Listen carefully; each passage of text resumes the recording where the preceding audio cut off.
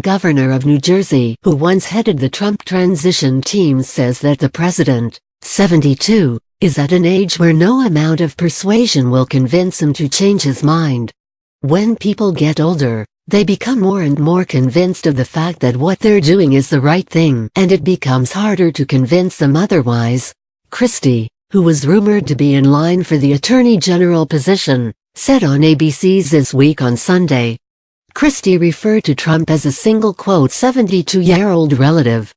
Christie appeared on a panel of television commentators to discuss the tumultuous week at the White House, which included the naming of Mick Mulvaney as acting chief of staff, the removal of Defense Secretary James Mattis, and the announcement of a rapid troop withdrawal from Syria.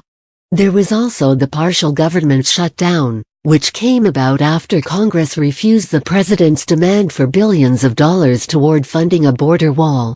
When asked about Mulvaney's job description as acting chief of staff, Christie said the best thing to do is let Trump be Trump.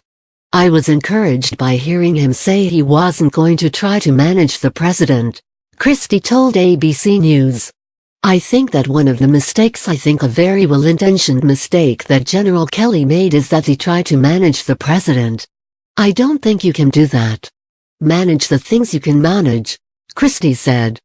And if Mick does that, I think he'll be successful. If he doesn't, it'll be hard.